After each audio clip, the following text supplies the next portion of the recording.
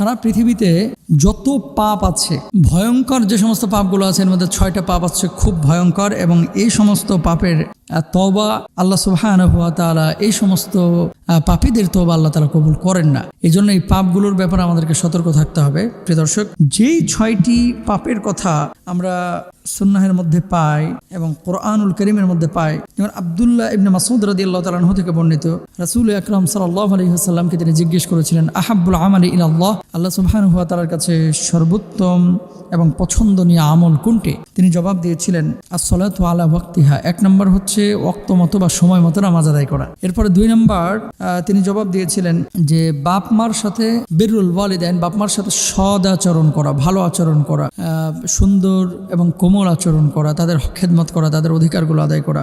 আর 3 নম্বর তিনি বলেছিলেন যে আল জিহাদু ফি সাবিলিল্লাহ, আল্লাহ সুবহানাহু ওয়া তাআলার রাস্তায় লড়াই করা। সহিহ বুখারী হাদিস নম্বর হচ্ছে 502। তাহলে আব্দুল্লাহ ইবনে মাসউদ রাদিয়াল্লাহু তাআলা আনহু রাসূল আকরাম সাল্লাল্লাহু আলাইহি ওয়াসাল্লামকে জিজ্ঞেস করেছিলেন এবং নবীজি সাল্লাল্লাহু আলাইহি ওয়াসাল্লাম জবাবে এই 3টি আমলের কথা বলেছিলেন যে আল্লাহ সুবহানাহু ওয়া তাআলার কাছে এই 3টি আমল সবচাইতে বেশি প্রিয়। প্রিয় ভাইরা, এখন 6 ধরনের ব্যক্তি আছে যাদের নামাজ, রোজা আল্লাহ রাব্বুল আলামিনের দরবারে কবুল হয় না। এর মধ্যে এক শ্রেণীর মানুষ আছে যাদের তওবাও কবুল আল্লাহ সুবহানাহু ওয়া তাআলা করেন না। এক শ্রেণীর মানুষ রয়েছে। আবু উমামা রাদিয়াল্লাহু তাআলা আনহু থেকে বর্ণিত, রাসূল আকরাম সাল্লাল্লাহু আলাইহি ওয়াসাল্লাম ইরশাদ করেছেন, 3 ব্যক্তি এমন যাদের সালাত বা নামাজ তাদের কানও অতিক্রম করে না, অর্থাৎ কবুল হয় না। 1 নম্বর হচ্ছে পলাতক গোলাম যতক্ষণ না ফিরে আসে, যেহেতু গোলামের বিষয় এখন নাই, উঠে গেছে, সুতরাং এই বিষয়টা বাদ। 2 নম্বর এমন নারী যে নারী তার স্বামীর অসন্তুষ্টিতে রাত্রি যাপন করে, অর্থাৎ তার কথা শোনে না, তার আদেশ মানে না, এবং কোনো কিছুতে আহ্বান করলে সে আহ্বানে সাড়া দেয় না।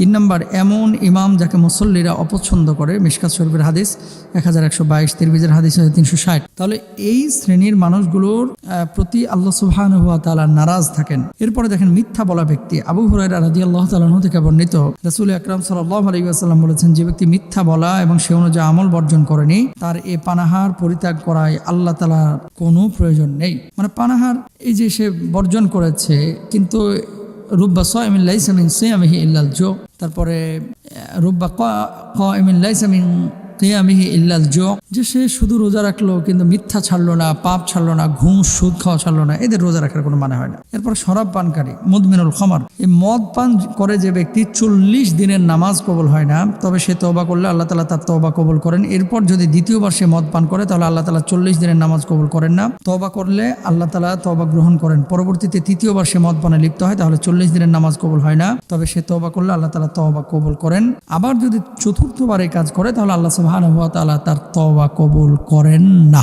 রাসূল আকরাম সাল্লাল্লাহু আলাইহি ওয়াসাল্লাম বলেন, জাহান্নামীদের দেহ থেকে নির্গত পুজ ও রক্ত তার গলা দিয়ে কিয়ামতের ময়দানে ঢেলে দেওয়া হবে, নাউযুবিল্লাহ। তারপরে গণক এবং জ্যোতিষীর কাছে যাওয়া ব্যক্তি। মুহাম্মদ ইবনে মুসান্না আনাজি রাহিমাহুল্লাহ থেকে বর্ণিত একটি হাদিস, রাসূল আকরাম সাল্লাল্লাহু আলাইহি ওয়াসাল্লাম বলেছেন, যে ব্যক্তি আররাফ অর্থাৎ গণকের কাছে গেল এবং তাকে কোনো বিষয়ে জিজ্ঞেস করলো, 40 রাত তার কোনো সালাত কবুল হয় না। সুতরাং এই সমস্ত বিষয় এবং এই পাপগুলো থেকে প্রিয় ভাই এবং বোনেরা যারা দেখছেন, খবরদার এই সমস্ত পাপের ধারে কাছে যাব না। এই সমস্ত পাপ আমরা নিজেরা করব না এবং কাউকে করতেও দেব না। এ ব্যাপারে আমরা সজাগ থাকবো ইনশাআল্লাহ। আল্লাহ সুবহানাহু ওয়া তাআলা সবাইকে সে তৌফিক দান করুন, আমিন।